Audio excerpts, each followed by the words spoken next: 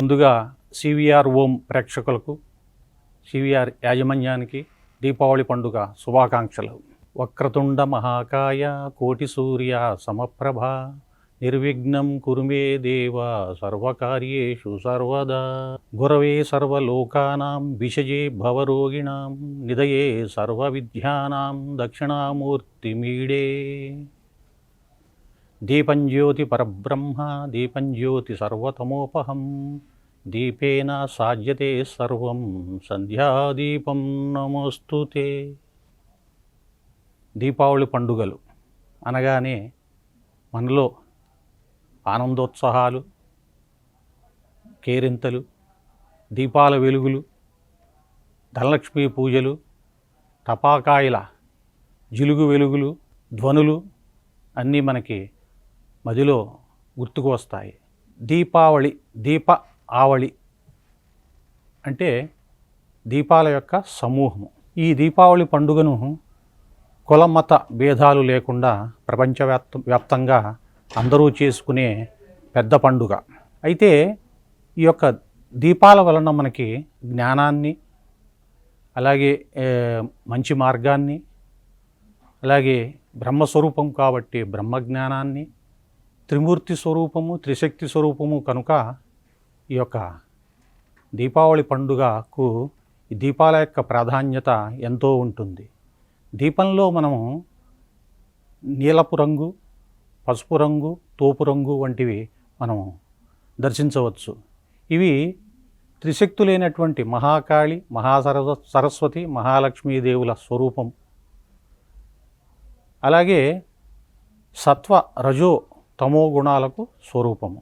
ఇంతటి ప్రాధాన్యం ఉన్నటువంటి ఈ యొక్క దీపావళి పండుగను మనము 5 పర్వాలుగా మనం జరుపుకుంటాం. అయితే దీనికి ముందుగా మనము ఆశ్వీజ మాసంలో శ్రీదేవి శరన్నవరాత్రులు ఉత్సవాలలో మొదటి 6 రోజులు మనము పార్వతీ పరమేశ్వరులను పూజించి దాంపత్య అన్యోన్యతకు ప్రాధాన్యత ఇవ్వడం జరుగుతుంది.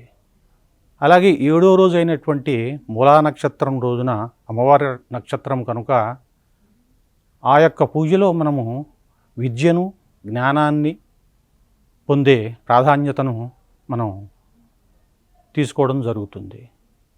దాని తర్వాత ఈ యొక్క ఆశ్వీజ మాసం చివరి రోజు అయినటువంటి అమావాస్య రోజున దీపావళి పండుగలో మనము ధనలక్ష్మిని, అష్టైశ్వర్యాలను పొందే ప్రాధాన్యతను 3వ ప్రాధాన్యతగా చెప్పడం జరుగుతుంది. ఈ విధంగా మనము ఈ యొక్క దీపావళి పండుగను జరుపుకుంటాము. అయితే ఈ దీపావళి పండుగ 5 రోజుల పండుగ. మొదటి రోజు ధనత్రయోదశి పండుగ, 2వ రోజు నరక చతుర్దశి పండుగ, 3వ రోజు ప్రధానమైన దీపావళి పండుగ, 4వ రోజు బలిపాడ్యమి పండుగ, 5వ రోజు భగినీ హస్త భోజన పండుగ. ఈ విధంగా ఈ 5 రోజులు మనము ఎంతో ఆనందోత్సాహాలతో జరుపుకోవడం అనేది సంప్రదాయము. మొదటి పండుగ అయినటువంటి ధనత్రయోదశి పండుగ రోజు మనము సాయంకాలము దీపాలు వెలిగించి ఇంటి ముఖద్వారం వద్ద ఒక దీపము, అలాగే తులసి వద్ద దీపము ఉంచి పితృదేవతలకు, యమదేవతకు 2 దీపాలను దక్షిణ దిక్కు వైపు ఆకాశంలో చూపించాలి. తద్వారా పితృదేవతలకు, సద్గతులకు మార్గం చూపించినట్లు అవుతుంది. ఈ విధంగా మనము ధనత్రయోదశి నాడు దీపాలు చూపించిన తర్వాత మనము ధనలక్ష్మి యొక్క పూజను మన వద్ద ఉన్నటువంటి బంగారము, వెండి, ఇతర విలువైన వస్తువులతో పాటు తామర పువ్వులు, అలాగే గులాబీ పువ్వులు, చామంతి పువ్వులు, ఈ పూలతో మహాలక్ష్మిని మనం పూజ చేసుకున్న తర్వాత క్షీరాన్నము, పులిహోర వంటివి నైవేద్యముగా పెట్టి హారతి ఇచ్చి మంగళహారతులు పాడుకోవాలి. ఈ విధంగా మనము ధనత్రయోదశి పండుగను ఎంతో ఆనందోత్సాహాలతో జరుపుకుంటాము. మర్నాడు వచ్చే నరక చతుర్దశి పండుగ ఇది కూడా ఎంతో ప్రాధాన్యతను సంతరించుకుంది.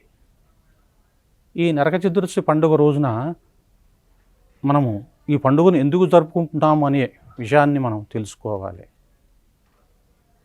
భూదేవికి శ్రీ మహావిష్ణువు వరప్రసాదం వలన నరకాసురుడు పుడతాడు. ఈ నరకాసురుడు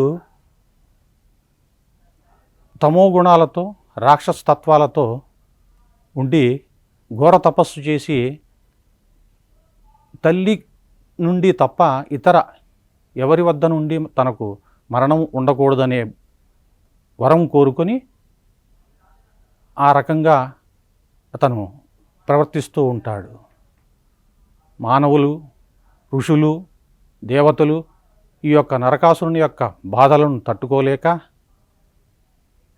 దేవేంద్రుడు చూసి శ్రీకృష్ణుని వద్దకు వచ్చి, అయ్యా, ఈ బాధలన్నీ వారు పడలేక నాతో మొరపెట్టుకుంటున్నారు, దీనికి ఏదైనా మార్గం చూడండి అని కోరుకోగా అప్పుడు శ్రీకృష్ణుడు తన యొక్క సత్యభామతో కూడి ఈ యొక్క నరకాసురుని దగ్గరకు వచ్చి యుద్ధం చేయబోతారు. అప్పుడు నరకాసురుడు విషబాణమును ప్రయోగించి శ్రీకృష్ణుని వద్దకు పంపిస్తారు. ఆ బాణంతో శ్రీకృష్ణుడు మూర్ఛపడిపోతారు. ఇది చూసినటువంటి సత్యభామ కోపోద్రిక్తులై నరకాసురుణ్ణి తన యొక్క శక్తివంతమైన బాణాలతో వధిస్తుంది. ఈ విధంగా నరకాసురుణ్ణి వధించడం, ఆ తర్వాత ఆనందోత్సాహాలతో నరక చతుర్దశి పండుగ, ఆ మర్నాడు దీపావళి పండుగ చేసుకోవడం అనేది జరుగుతుంది.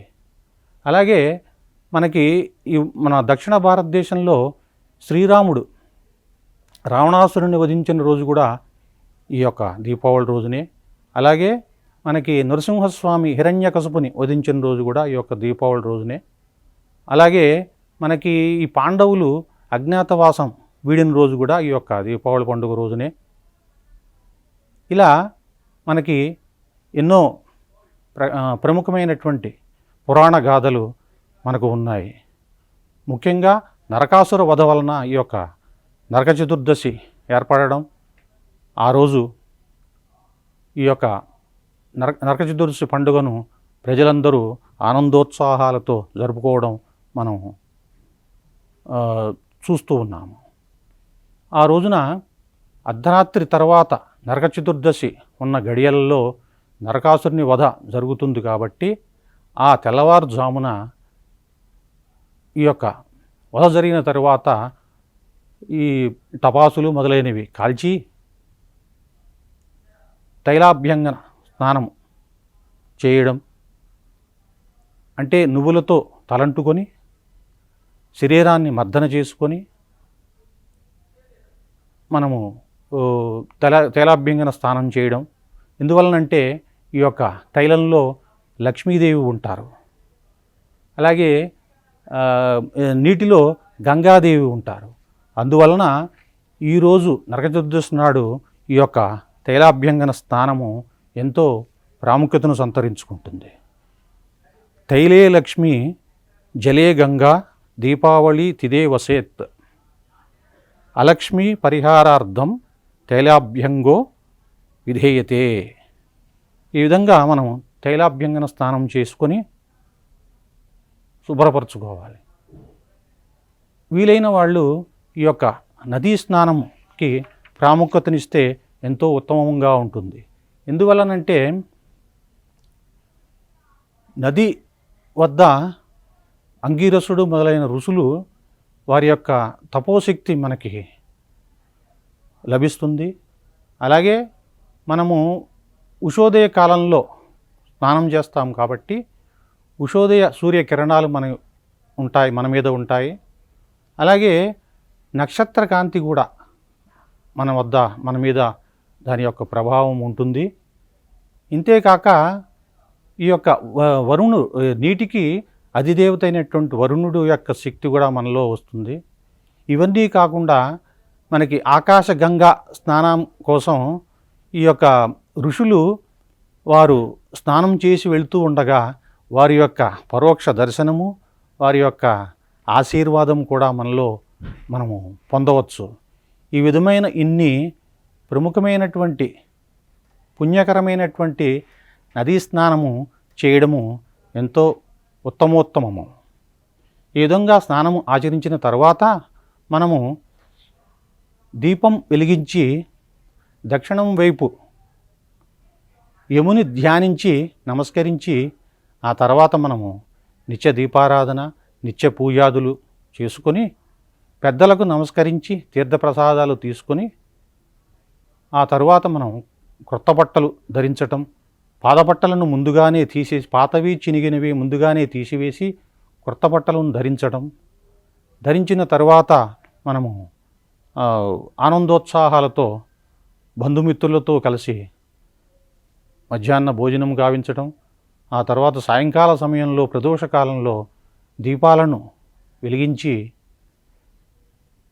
ఇంటి ముఖద్వారం వద్ద తులసి గట్టు వద్ద దీపాలను ఉంచి మరికొన్ని దీపాలను యమదీపాలుగా పితృదేవతా దీపాలుగా మనం దక్షిణం వైపు ఆకాశం వైపు చూపిస్తూ చేయడం అనేది ఆ యొక్క పితృదేవతలకు మనము ఉత్తమ గతులకు ద్వారం చూపించినట్లు అవుతుంది.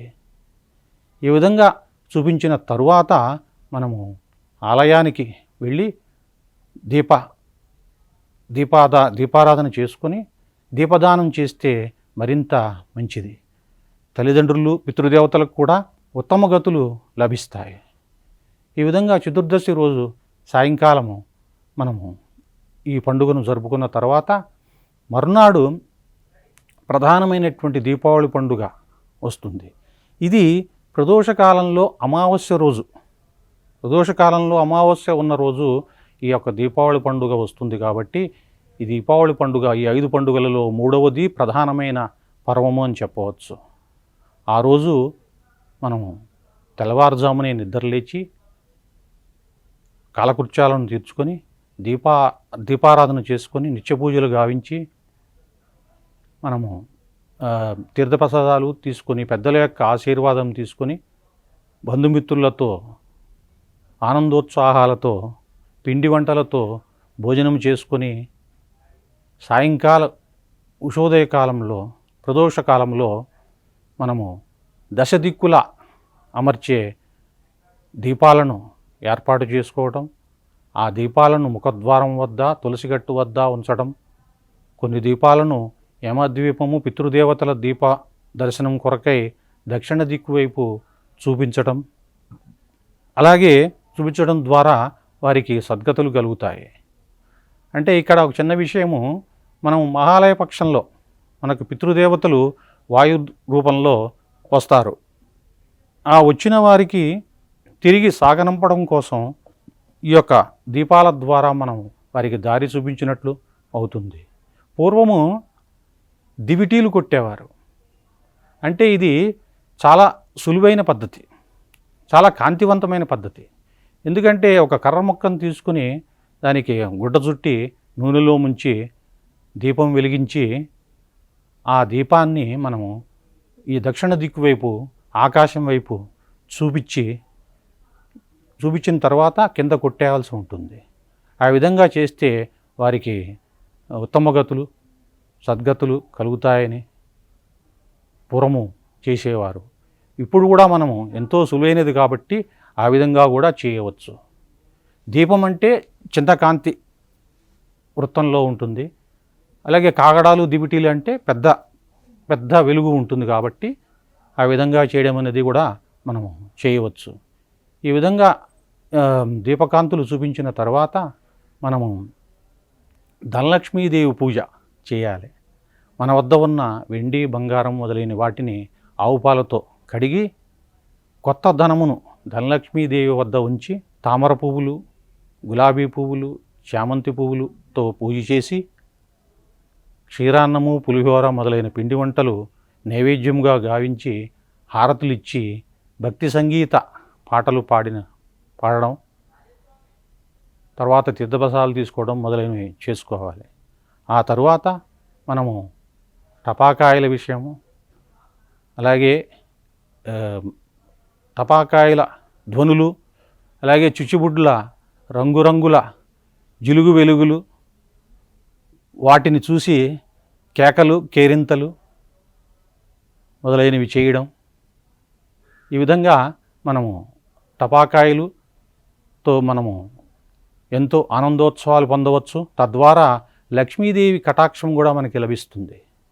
ఎందుకంటే ఆనందోత్సాహాలతో ఉంటాము.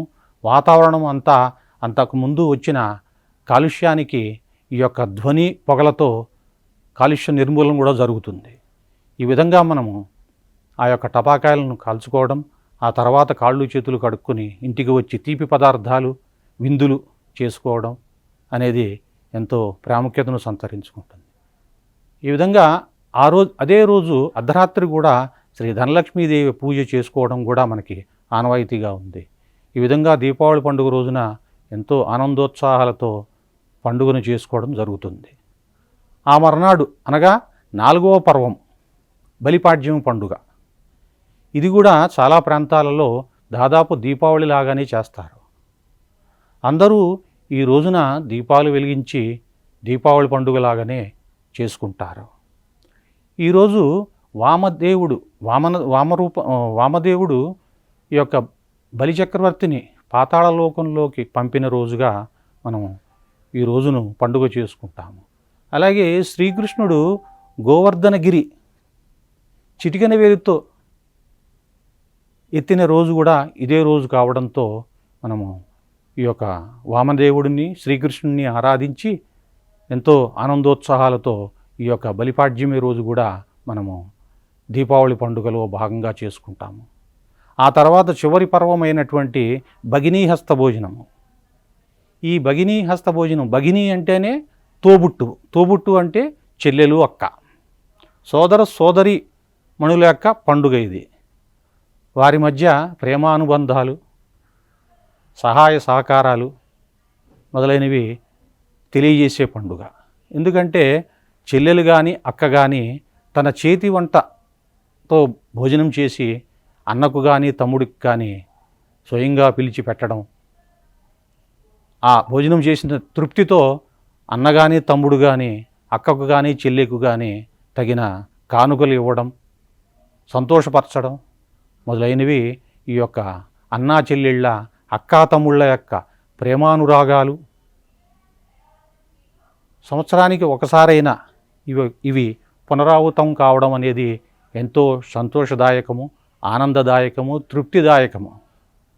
ఈ విధంగా మనము దీపావళి పండుగలు మనము ఎంతో ఆనందోత్సాహాలతో 5 రోజులు పండుగ చేసుకోవడం అనేది ఎంతో గొప్ప విషయము.